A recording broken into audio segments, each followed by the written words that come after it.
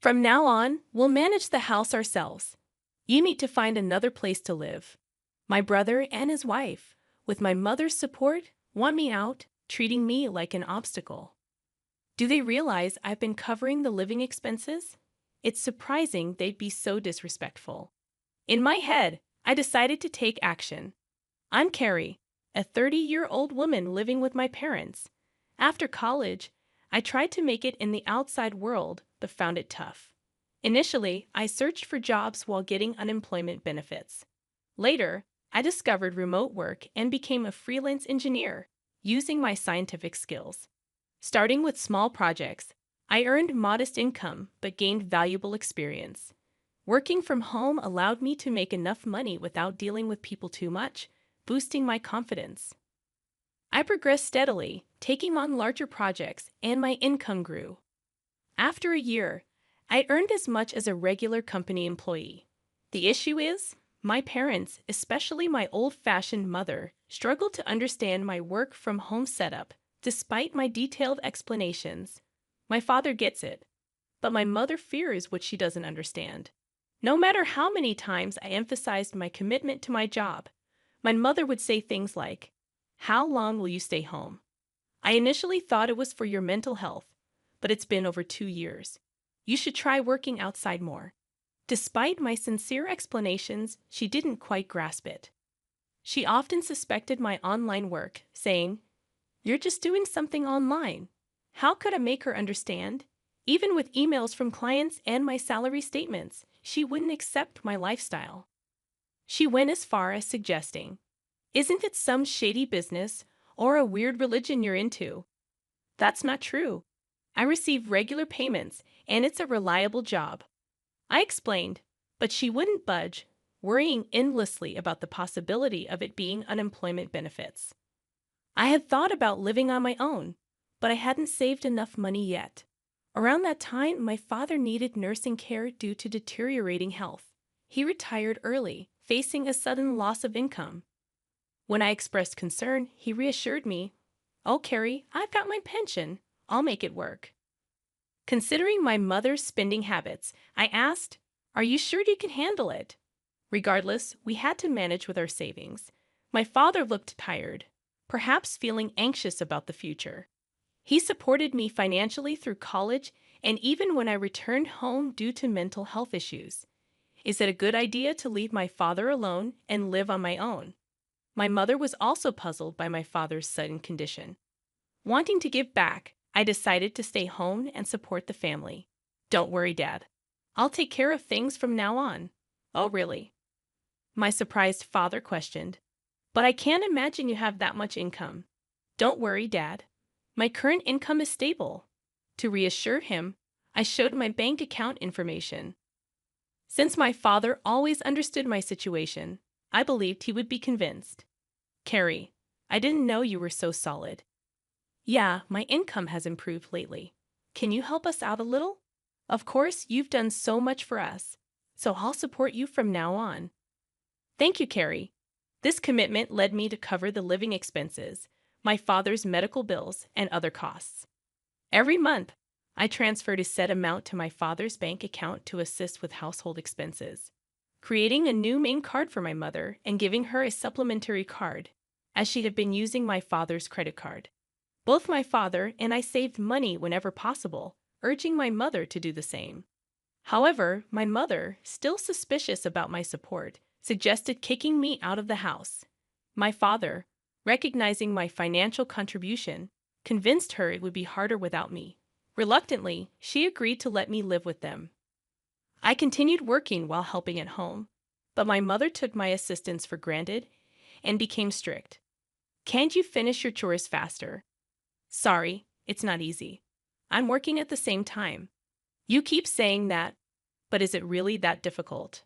My mother didn't understand, and our relationship became increasingly strained. My father understood my efforts, and we lived this way for a year. However, after a year, he fell ill and had to be hospitalized. I visited him daily. "Hey, Dad, how are you today?" "Thank you, Carrie. It doesn't seem to be improving, but I hope it's less of a burden for you." "Don't think that way. Taking care of you wasn't a burden, but I know you and Mom haven't been getting along. After my father's hospitalization, my relationship with my mother worsened. Living with her felt suffocating, but I still wanted to support both my parents as a family. I cherished memories of my mother making my lunchbox and putting effort into dinner when I was a student. However, my perspective changed when my brother Kevin and his wife Mary unexpectedly arrived one day. My mother seemed to have invited them without telling me. My brother announced, "We're going to live here now." I was shocked and asked why. He explained, "Mom was worried. She thought it might be tough for you to live here alone while Dad's not around." Surprised, I turned to my mother, but she avoided eye contact. My brother added, "We'll support you, Carrie." His wife, however, hinted at something more with a smirk. My mother stated, "Thanks, both of you. Carrie, be prepared to contribute. Otherwise, it might be hard for you to stay in this house." The situation with my brother and his wife being invited to our house was unexpected.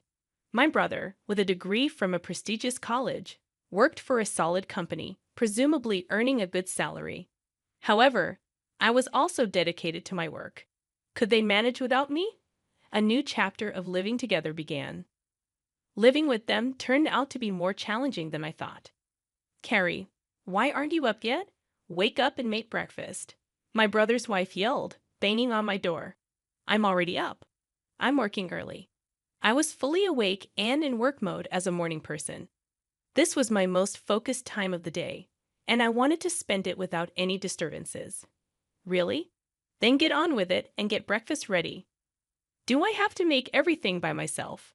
Our family usually had a relaxed morning, eating when and what we wanted. With my mother and brother's wife at home, I thought it was normal for her to prepare breakfast. She insisted, "We're living together, so we need to cooperate, right?" Reluctantly, I helped prepare breakfast, but they weren't satisfied. "Is this all you made?" "This isn't enough." I had prepared soft scrambled eggs, a lettuce salad, buttered toast, and a juicy sausage, a decent breakfast, I thought. Did I miss something? "If you don't want it, you don't have to eat it." They looked surprised at this response. "What's with that attitude? Who do you think you are? This is unacceptable. You should help with the housework." "But I have work to do too." "Work, really? I can't believe it. What kind of work is that? Are you crazy?" My brother and his wife questioned and scolded me. My brother, influenced by my mother, tended to look down on me and make fun of me. Despite this, my work time was precious. I headed to my room, packed my laptop, and left the house. "Wait, where are you going?" Ignoring my brother's voice, I went straight to my father's hospital room. He looked surprised as I entered. "Carrie, what's wrong? You seem flustered." I explained the situation, and my father expressed surprise. "I didn't know they were. I'm sorry, Carrie. Don't worry about it. You can choose your own way of life." Feeling lost, I thought about my mother's comfort with Kevin at home.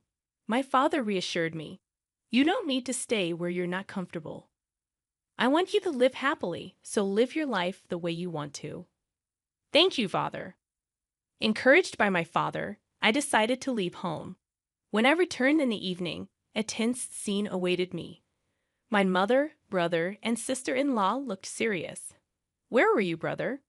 Weren't you at work? I had to take the day off because of you." "How could you take a day off for such a reason?" Internally, I was surprised at how easily my brother took time off work. Wasn't that too irresponsible? Gradually, my brother and his wife's voices grew more heated. "Get out of here," he declared. "Why?" I asked. "Carrie, from now on, the three of us will live together. If you don't want to stay, please leave. We don't need your overbearing presence to support us." They attempted to kick me out of the house. "Carrie, that's enough. You don't need to be here now that your father is gone." Strangely, my mother echoed my brother and his wife, treating me as a hindrance. Did she comprehend my financial contributions to the family? Despite her monthly purchases of branded goods, what would she do when her allowance was reduced? I felt furious. No matter how many times I explained, my mother, brother, and sister-in-law ignored my story. It was getting unbearable. so I decided to employ a little trick.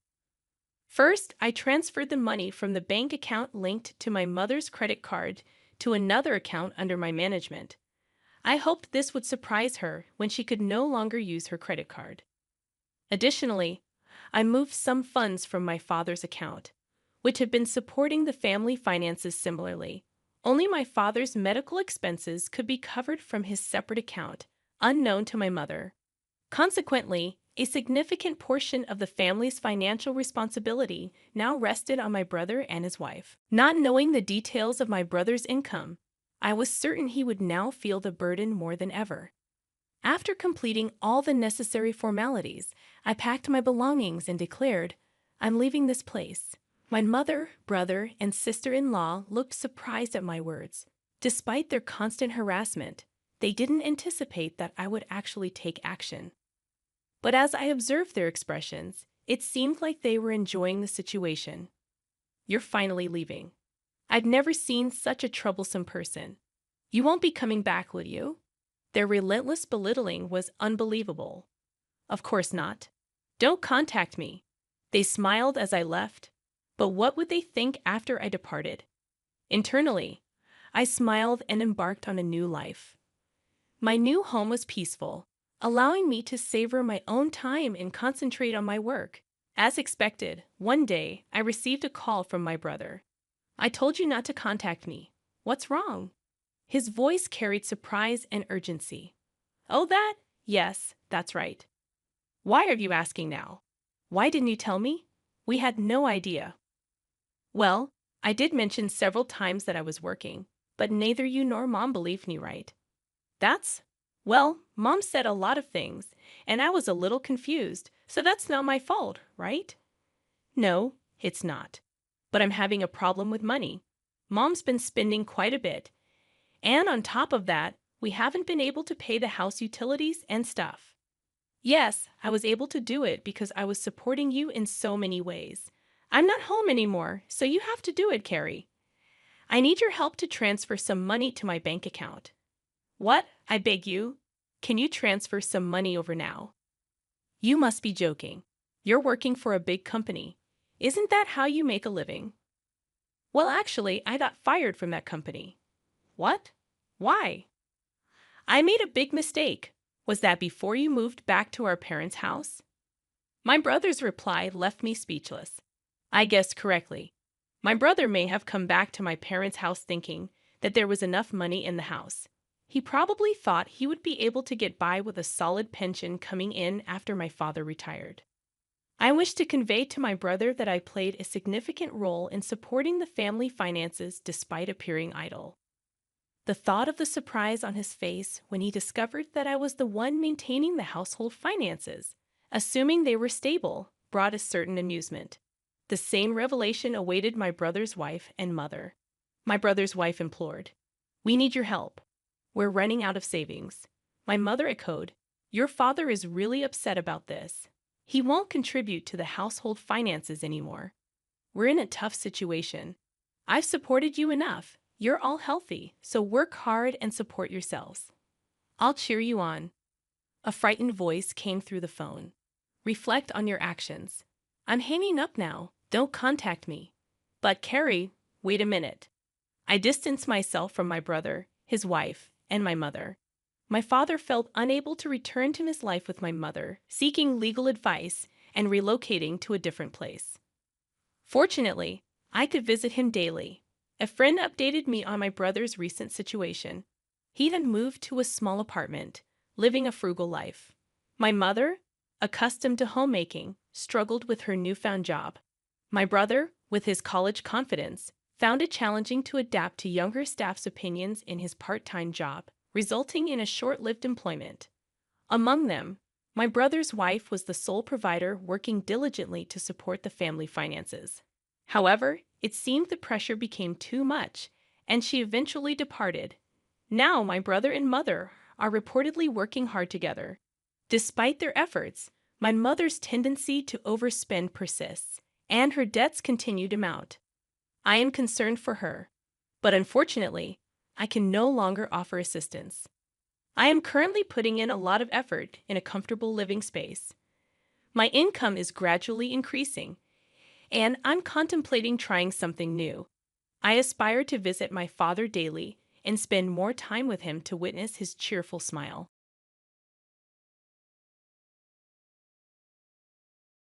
Hello, everyone. I'm Rose, and let me share my story with you.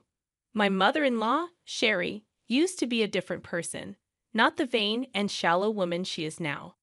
This change occurred later in her life, or at least that's what my husband Dylan believes. Growing up, Dylan and Sherry didn't have a lavish lifestyle.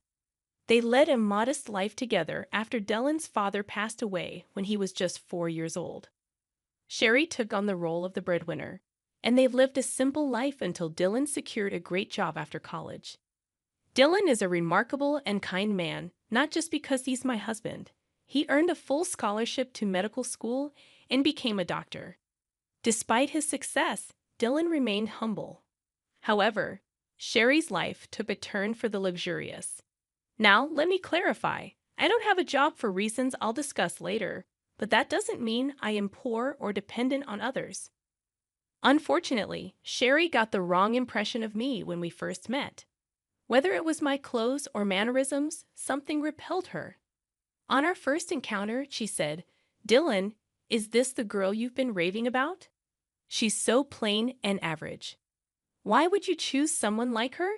Does she even have a job?" My name is Rose, and no, I don't have a job. However, Sherry assumed that meant I was planning to trap her son and drain his money. She labeled me as a gold digger and a parasite, making baseless assumptions about my character. Dallin defended me, but the argument escalated and we decided to leave. During our journey home, Dylan apologized for his mother's behavior, acknowledging that she had crossed a line. He reassured me, saying his mom no longer knows how to act like a sane person. Although her words hurt, Dylan asked me not to mind them. Yet I couldn't shake the feeling that being comfortable around Sherry might be a challenge. After all, she's the only parent Dylan has left. I decided to step back. We don't have much extended family, and completely cutting her off isn't feasible. I won't push you to be friends with her, but can you at least be civil around her? I can act respectfully towards your mom, Dylan, but I doubt she'll reciprocate. Don't worry, Rose. I'll keep her in check. If she crosses the line, we can consider reducing contact. I love my mom, but I love you too. I won't let her harass you for no reason. I was skeptical about my relationship with Sherry. Dylan assured me he'd stand up for me, but I still felt uneasy. Dylan and I got married 3 years after we started dating. We had a court wedding due to financial constraints. Dylan was sending Sherry a lot of money every month for emergencies. Even after we married, he continued this practice, straining our finances. I didn't stop him. I believed he had the right to help his mom. However, Sherry became a problem. She regularly spoke ill of me and gossiped with her friends, spreading rumors about me being a gold digger. I ignored it initially, but it started affecting my reputation. Despite Dylan's efforts, Sherry never treated me kindly. She believed I wasn't good enough for her son. Surprisingly, one day, Dylan told me that his mom wanted to invite me to a small party she was hosting. I was skeptical since she disliked me. Dylan assured me that she promised to improve and wanted me there. It seemed odd considering her recent financial struggles, but Dylan believed she managed somehow. I agreed to go, despite my concerns about her behavior. Dylan hoped his mom was making an effort, so I decided to keep an open mind. I truly wanted us to mend our relationship and become friends. I had serious doubts that Sherry would ever consider being friends with me, despite my willingness to be civil and make an effort for Dylan's sake. It seemed that Sherry had little regard for his happiness. Despite my skepticism, I decided to attend the party, eagerly waiting for Sherry to provide details. Sherry texted me the next day, and I assumed she was extending the invitation. However, her message took an unexpected turn. She started by mentioning the party at a 5-star hotel everyone had been raving about, promising her friends a great time. This excited her, and she planned to take 15 people. Curious, I asked if I was invited, given Dylan's assurance. To my surprise, Sherry responded with arrogance and disdain. She made it clear that I was not invited, emphasizing the exclusivity of the event due to her wealth, family status, and the supposed classiness of her friends. I was taken aback and confused, as Dylan had genuinely believed Sherry was extending an invitation. I expressed my assumption, only to be met with Sherry's condescending remarks, stating that I wouldn't understand the intricacies of planning such an event. I decided to maintain my dignity, acknowledging her message and clarifying that I wouldn't attend if I wasn't wanted. Sherry reiterated her stance, emphasizing her class and status, while I resisted the urge to respond with anger. Disappointed and hurt, I chose not to share this with Dylan.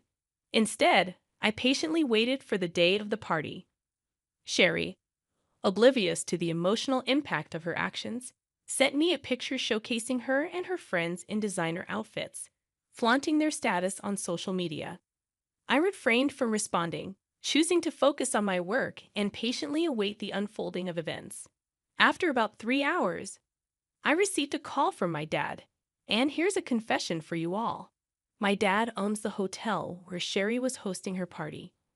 Sherry had no clue about this.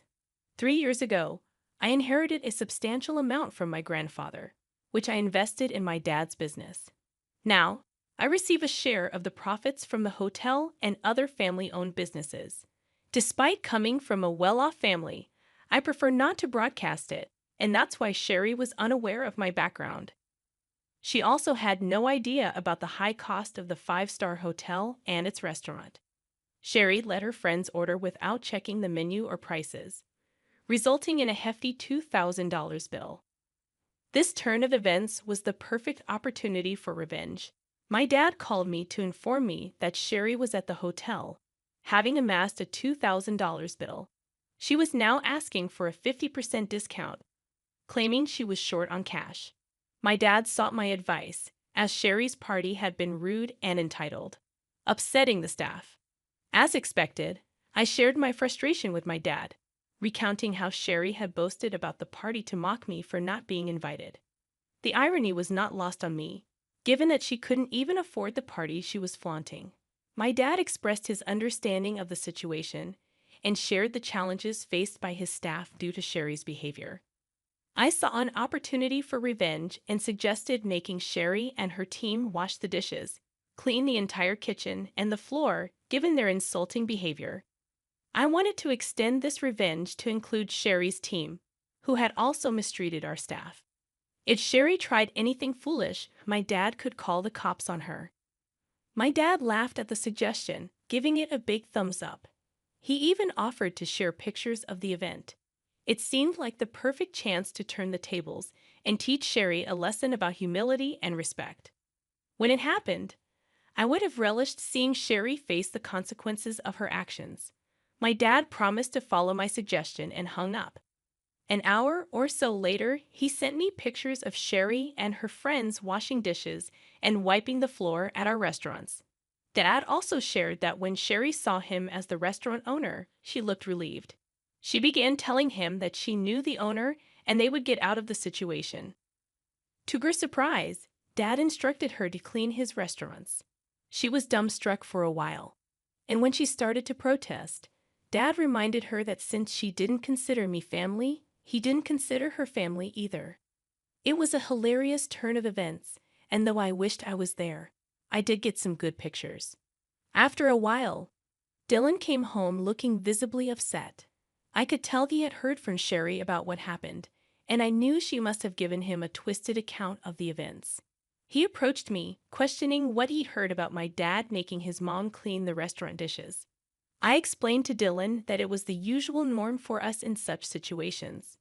Sherry had gone to our restaurant, racked up a $2,000 bill, claimed she didn't have more than $1,000, harassed our staff, and her party had been a nightmare. I believe this punishment was fitting. Dylan seemed surprised and questioned who Sherry had taken with her and what they ordered. I informed him that she took 15 people, and they ordered a lot, especially the fancy items. He expressed disbelief, as Sherry had told him she was taking only 4 people and had invited me, but I declined. I clarified that things didn't happen that way, and I showed him the text messages from Sherry. Dallin requested the bills and asked me to show him the texts, wanting to understand the situation better. I showed Dylan all the texts, and my dad sent him the bills. I also presented some pictures to illustrate the scale of Sherry's party. Dallin grew extremely mad when he saw everything. He called Sherry, asking her what was wrong and why she hadn't told him the full story. Sherry claimed she only mentioned being short of cash, and I must have given him a different story to sabotage her. Dallin confronted her, pointing out that she declined my invitation and insulted me by saying I wasn't classy enough for her. Sherry tried to brush it off as a harmless joke, but Dylan wasn't buying it. He questioned her spending thousands of dollars taken from him on friends while insulting his wife. He called her out for her actions, stating that spending $2,000 on food and drink wasn't a small matter. Sherry was left trying to justify her actions, while Dylan expressed his disbelief at her behavior.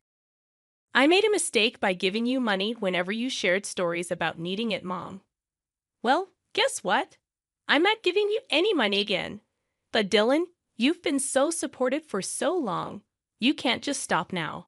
It was a one-time mistake. Dylan, why are you overreacting? No, Mom, I am not overreacting. This is not a one-time mistake. If you can't even consider my wife as family, I don't want anything to do with you. I always thought you would change your mind, but you never did. I'm not paying you to insult my wife and call her classless while she sacrifices a lot to support you. This ends now. Dylan didn't listen to Sherry anymore. He hung up on her and blocked her number. He also apologized profusely to me for being mad at me without knowing the full story. I forgave him because, well, he did stand up for me. We had a serious discussion about Sherry and jointly decided that she will no longer be in our lives for now. Yes, Dylan is now a wealthy man, but he knows to stay humble. He found Sherry's behavior completely unacceptable, especially because it was directed towards me. I agreed with the fact that it was very unfair to me, and I was all set to remove her from our life for good.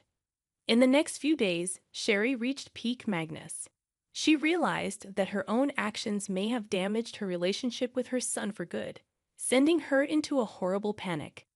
She showed up at our house and demanded to speak with Dylan. Slowly, her demands turned into begging after she was turned away from the door every time. Yes, Sherry worked and earned some money. However, it wasn't enough for the high-end lifestyle she had gotten used to all these years. Dylan had stopped giving her money entirely. Instead, he invested some of his funds into my dad's business to help him open new hotels and restaurants in the neighborhood.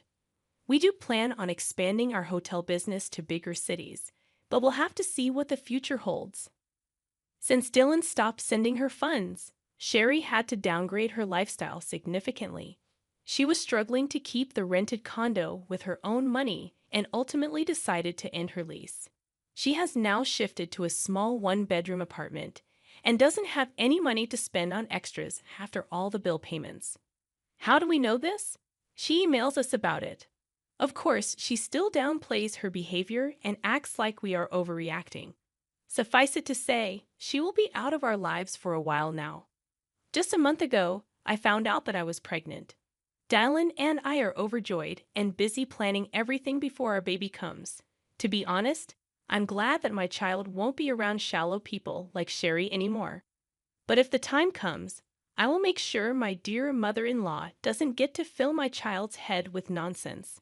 For now, please wish us luck so that we can be good parents to a healthy child.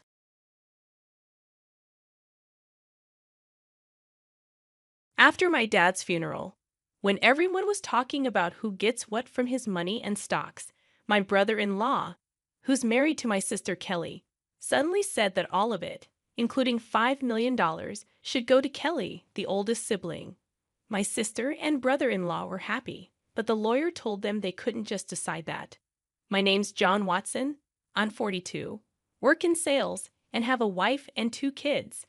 My dad owned a big part of a company, and even though he was old, he still worked. My sister Kelly, who's older than me, has always been a bit of a problem for our parents with her bad behavior. My sister, who's now in her middle years, still doesn't have a steady job and just lives her life however she wants. I've never really liked her, so I've always kept my distance.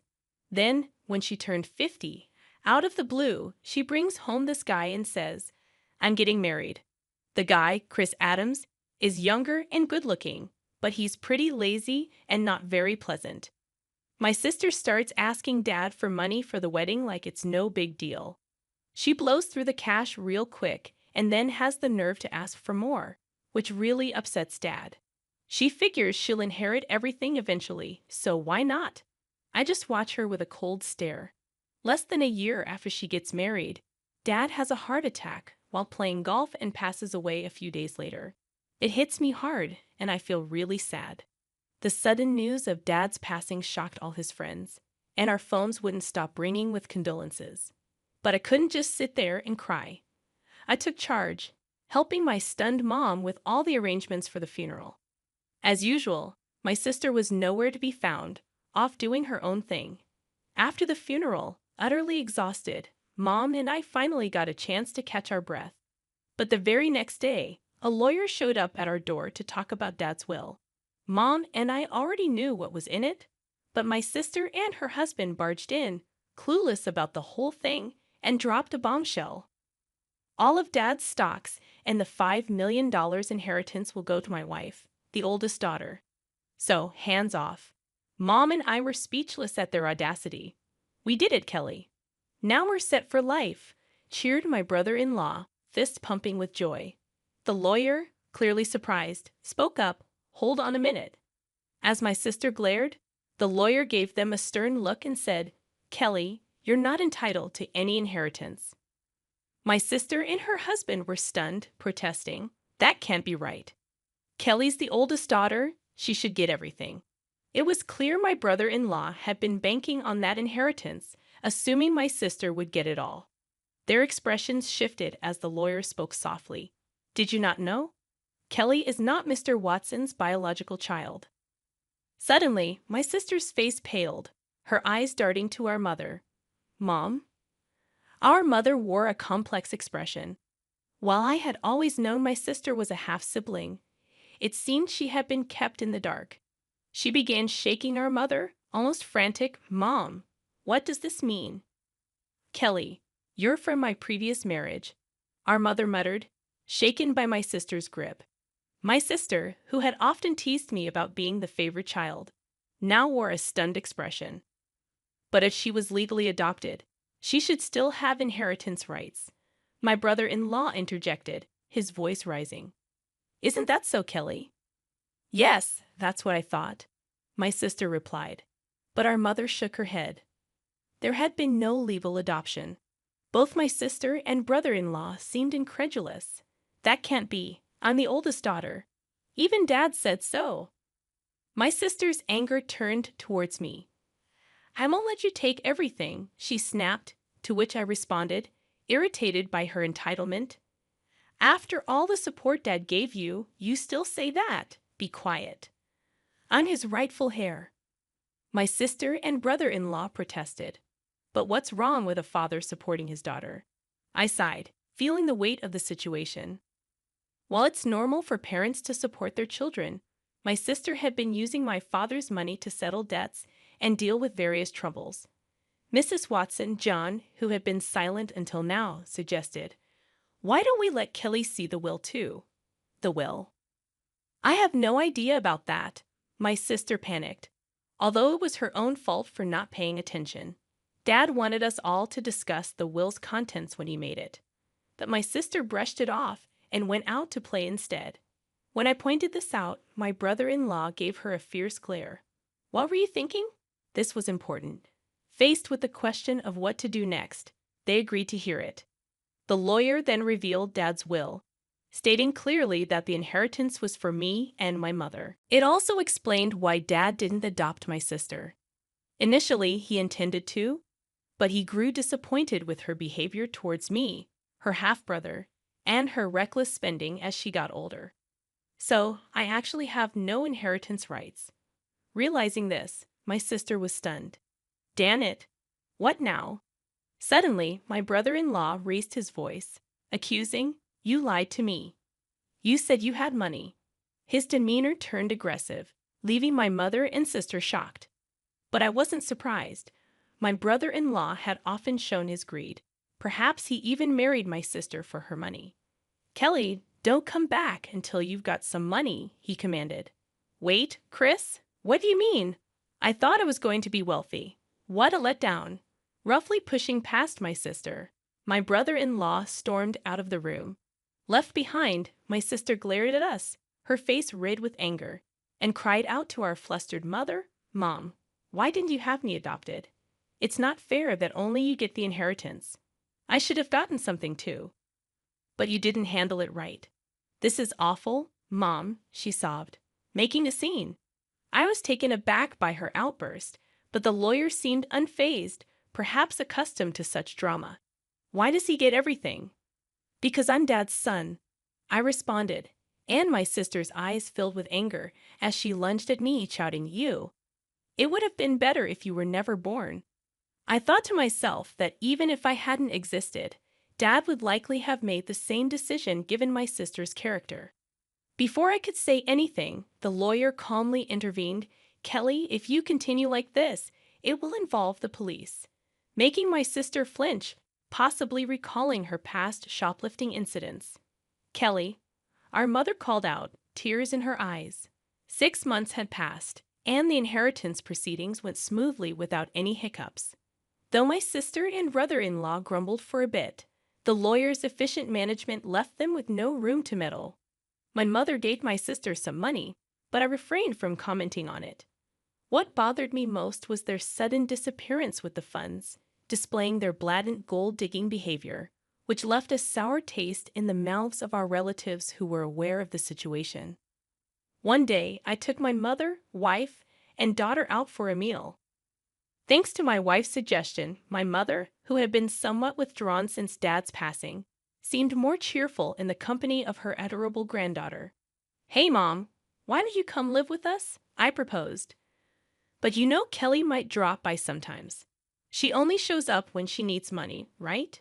Don't be too accommodating with her," my mother hesitated. Her reluctance was understandable, given that my sister is her biological daughter.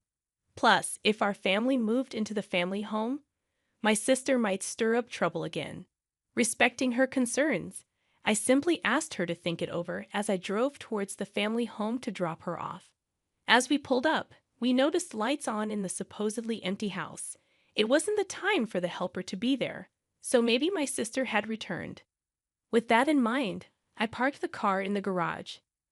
"Let's pop in for a quick coffee," I suggested.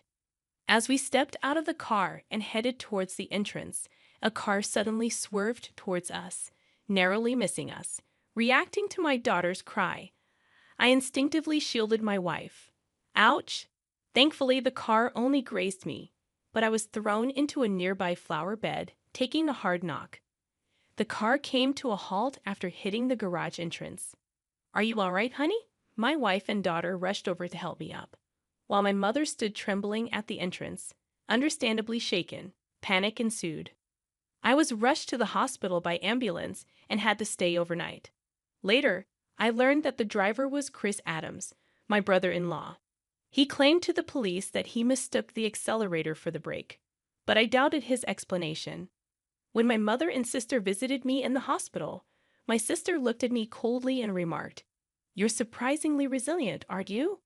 I couldn't help but think that if I had been seriously injured, my mother would have inherited everything. "Too bad for you," I said with a smirk. My sister visibly tensed. "You were counting on it, weren't you?" I noticed her discomfort as she looked away. "Well, Mom told me she plans to waive her inheritance from me, so causing such an accident was pointless." My sister seemed taken aback by this revelation. It appeared incomprehensible to her that someone would refuse what they could inherit. "I have a wife and kids, so Mom asked me to pass it on to them. That's what parents do." But, my sister stuttered. "I even made a will early on, following Dad's example." I continued, leaving my sister speechless. "So unfortunately, my share won't be going to Mom anymore." My sister trembled and shook as she stared at me. "Can't you at least give me some?" There's $5 million, right? When I firmly refused, my sister's face contorted into a furious expression as she grabbed my collar. Give me half. I'm your sister. I regarded her with pity as she continued to scream in an unsettling tone, perhaps driven to madness by the prospect of the inheritance. Don't you realize that your greediness would disappoint, Dad? My sister's face flushed with anger as she reached for my throat. Kelly, what are you doing? My mother returned, her voice raised, as nurses arrived to escort my sister out. Although my mother seemed inclined to defend my sister, it was clear that my sister had directed insults towards her too. Where did I go wrong in raising her? It was heartbreaking to hear my mother say this with sadness in her voice. Shortly after, my mother fell ill. As her condition worsened, my wife and I stepped in to assist with transportation and household tasks at the family home. This seemed to upset my sister, likely because she had encountered my wife during her visits to ask for money or had heard about our help from our mother. One day, my sister called me abruptly. From now on, we'll take care of Mom. You two don't need to come, she declared. What's this all about? I tried to reason with her, but my sister didn't listen and hung up, claiming it was already decided. I confirmed with my wife, who had received the same message and been dismissed. Concerned about my sister's lack of experience in caregiving or household duties, I quickly reached out to my mother. Surprisingly, my brother-in-law had some caregiving experience. At that point, my mother was still quite independent, so it seemed manageable for the time being. I felt a bit relieved. However, within a month, my mother was rushed to the hospital by ambulance due to a medication dosage error. She appeared alarmingly frail when we arrived. The doctor was puzzled. My mother had never made such a mistake before. While my wife stayed with her, I went back to the family home, which was in disarray. The fridge was empty, despite my mother's love for cooking, and it seemed the hired help had been canceled without discussion. I felt ashamed for even considering trusting my sister and was furious. A significant amount of money had been withdrawn from my mother's bank account, even though her bank card and PIN were secured in the safe. Thankfully, the account containing the inheritance was untouched in a safe deposit box. But most of the funds allocated for living expenses were gone. I gathered essential items for my mother's hospital stay, along with her bank card, and returned to explain the situation to her. Did Kelly? My mother seemed unaware of the bank card situation. However, when I inquired about the medication error, she looked somber and confessed that it was prepared by my brother-in-law. Mom, perhaps it's best not to allow my sister into the house anymore, I suggested. John, I promised to take care of you, but the house is in such disarray, and you've lost so much weight. Have you been eating properly? My mother's words weighed heavily on me. Mom, you should come live with us. I'll build a home where we can all be together, I proposed, causing my mother to break down in tears. However, her health continued to deteriorate, despite the doctor's efforts. Perhaps the incident with my sister had weakened her heart. She never recovered and eventually passed away, almost as if following my father. Upon returning to the family home to make funeral arrangements, I discovered that all the valuables had vanished. It appeared my sister and brother-in-law had taken them in their desperate pursuit of money. Standing amidst the empty rooms, I was first shocked and then consumed by a fierce anger. I vowed to hold them accountable for their actions. The day after my mother's funeral, my sister and I were scheduled to meet with the lawyer, presumably to discuss the inheritance. Too bad. Mom's inheritance rightfully belongs to me, her daughter, my sister boldly declared. I couldn't help but chuckle at her statement, as it seemed she was gravely mistaken. Let's see what the will says, I suggested. As the lawyer unveiled the will, my sister's face drained of color. No, this can't be. Kelly is not entitled to inherit anything. That's Dad's final wish, my brother-in-law exploded. However, the lawyer calmly reiterated the same statement. This is absurd. Kelly is that old woman's biological child. My brother-in-law erupted, sweeping items off the table in anger. You can't deceive us. Give us the inheritance now. Chris, did you try to harm my mom? I confronted him. He shot me an irritated glare. What? I never did such a thing, he retorted. Then why was there a mistake with her medication? I pressed further. My brother-in-law scowled in annoyance. Who cares about that, John? It's outrageous that we're not getting any inheritance, my sister interjected, seemingly losing her composure. What have you done? I asked her, stunned. It seemed she hadn't rushed over after hearing about our mother's passing, but had been banking on the inheritance to cover her expenses. Tell me this isn't true. I'm getting nothing, my sister demanded of the lawyer. Well, the lawyer began, carefully explaining the legal distribution of the inheritance. However, after deducting the amount my sister had withdrawn and the items she had sold, there was almost nothing left. She scratched her head in frustration. This outcome was reached after consulting with the lawyer in advance, I interjected. That can't be. It can't be this little, my sister muttered to herself, clearly dissatisfied. Having relied on our parents without ever experiencing the hardships of work, she seemed out of touch with reality. I couldn't contain my contempt for her. Mom thought you'd take care of her, but you just took her money and abandoned her, you ungrateful person. I couldn't hold back my anger. Taking care of someone costs money, you know? What are you talking about? My sister shot back. Then show me the detailed expenses you used for Mom's living costs. I'll cover the necessary expenses, I challenged her, extending my hand. My sister's face paled, and her lips trembled. I don't have that. Without receipts, it won't be recognized, the lawyer emphasized, leaving my sister speechless. Facing her, my brother-in-law attempted to sway me with a pleading tone. John, your sister really needs help. Can't you lend her a hand, even just a little? I declined firmly, feeling my frustration growing, and it seemed my brother-in-law was reaching his limit too. If everything had gone as planned, Kelly would have had the entire inheritance by now, he muttered. What do you mean by that time? I questioned, but before I could delve deeper, my brother-in-law let slip a revealing comment. Because of this guy, nothing ever goes smoothly. I was supposed to get a new car, but all I got was barely enough for repairs. My sister desperately tried to interject, but it was too late. That's a serious accusation. It sounds like fraud, the lawyer remarked, holding a recorder and smiling at the couple. What? That's illegal. I clearly stated at the outset that this meeting would be recorded, and you both agreed to it. My brother-in-law paled upon realizing his mistake. Turning to him, I declared, Chris, I'll be pressing charges for that accident. Don't be absurd. There's no evidence. You've just provided the evidence yourself. My sister burst into tears and shook my brother-in-law in frustration. You fool, it's all your fault. What are we going to do now? Eventually, my brother-in-law faced criminal charges.